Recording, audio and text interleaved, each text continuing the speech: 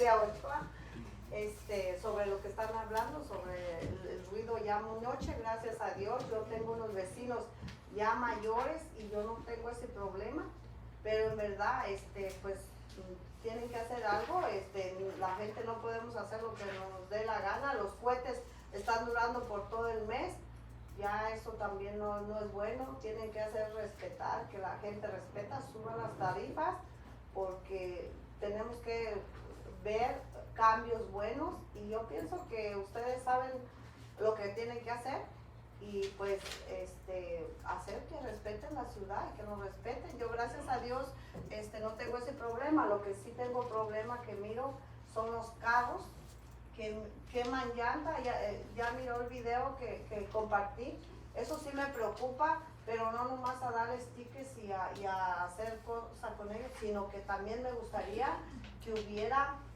orientación para esos jóvenes, que hubiera ayuda, no sé cómo, que hubiera más, no sé, el jefe de policía o no sé quién pueda hacer programas para ellos y que los padres pudiéramos involucrarnos más para educarnos, porque no nomás es como dar tickets, sino también a mí me gustaría que hubiera una educación para todo eso, que sean programas o no sé qué, para educarnos pues más sobre todo eso, sobre lo que son el sonido tan fuerte y lo que son estos carros que a mí me preocupa. Yo llevo a mi niño a las terapias en Clovis, hay muchos jóvenes que por un accidente de carro están inválidos, entonces esas cosas me gustaría que les llegara a ellos para ver si así pudieran pues mirar las cosas de otra manera.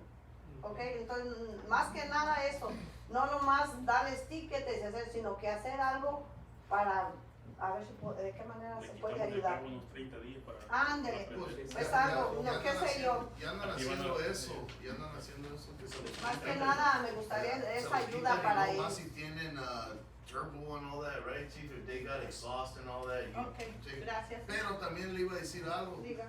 Esos programas que usted ya anda diciendo, ¿sabe qué son? Ajá. Sus papás, ¿en dónde están ellos?